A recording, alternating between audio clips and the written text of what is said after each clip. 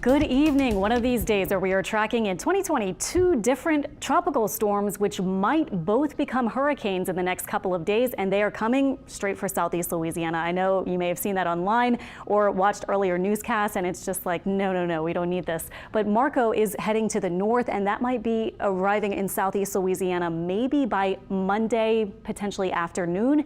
And then Laura way out here is not going to strengthen much in the next day or two, as I said, but it will probably be going somewhere very close to where Marco ends up. That would be Wednesday, potentially Wednesday afternoon. Marco on Monday, Laura on Wednesday. And you can see the two different forecast cones here. Laura's is in red, Marco's in yellow. And as we zoom in at the actual landfall areas, this is a little bit hard to kind of grasp just looking at this, but if Marco's in yellow, you can see that it might at Monday morning have 80-mile-per-hour winds. That's the current path or intensity forecast from the National Hurricane Center, and it might be just off our coast. Then by later in the afternoon on Monday, it might have weakened already to a tropical storm again. That's if it makes it to hurricane status, and it is going to fight some dry air and wind shear. As we said, Laura's position by Wednesday evening, it may have potentially perhaps 90-mile-per-hour winds. That would be a high-end Category 1 storm, and it may make its landfall somewhere in the same almost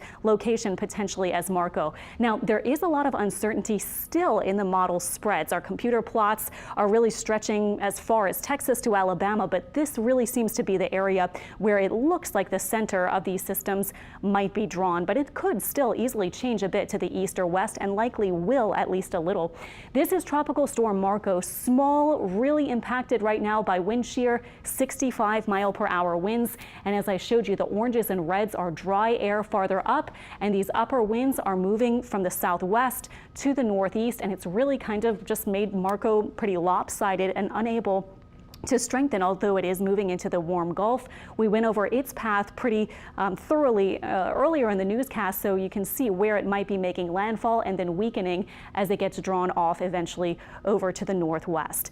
Now for Tropical Storm Laura, again, it is a little farther out. We're not talking about Laura's impact on us really until about Wednesday, or at least late Tuesday night into Wednesday. It is over some very high mountainous terrain over Hispaniola, and then after that, it's going to move, it looks like, possibly right over Cuba. So it will not be strengthening much. It will be bringing some heavy rains and so forth, but it might be Monday evening that it emerges in the southeastern Gulf and then gets drawn to the north too. So this could be its potential position by Wednesday afternoon and evening, very close to our coast, maybe shifted just slightly to the west with this latest update at 10 p.m. on Saturday, and then it will continue off to the north, and again could be a little bit stronger, a little weaker, or a little bit to the left or right, the west or the east.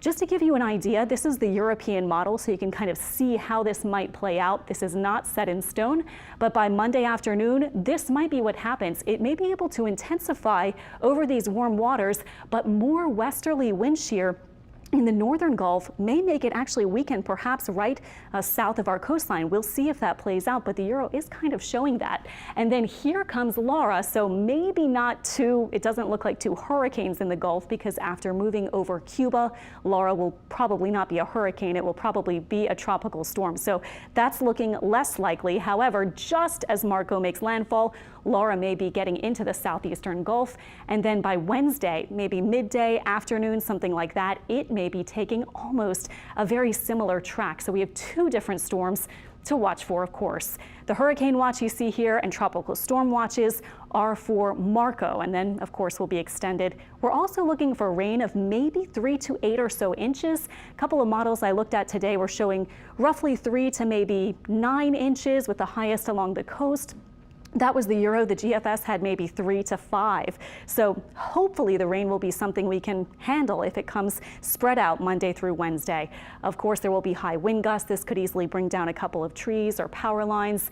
Storm surge could be 2 to 5 feet Monday through Thursday. That's something we'll have to watch, because when Marco pushes the storm surge up, it will only have a period on Tuesday where the winds are coming from the east and not as strong before it is impacted again, of course, by Laura coming on its heels on Wednesday. So we will see that forecast you want to keep an eye on because it could change a bit. If it heads a little farther to the west, these storms might spawn a few tornadoes as they make landfall on the eastern side. So we'll watch for that, but that looks a little bit less likely.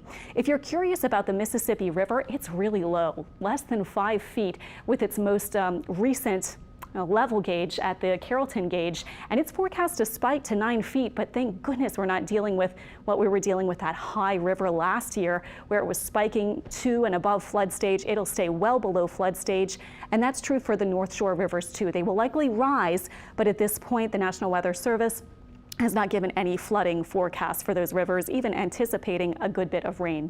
Storm surge could be 3 to 5 feet along the coast from Grand Isle off to the west, maybe more like 2 to 4 and about 3 feet perhaps for the lakes. A flash flood watch will be in effect late tomorrow night through early Tuesday for 3 to 6 or so inches.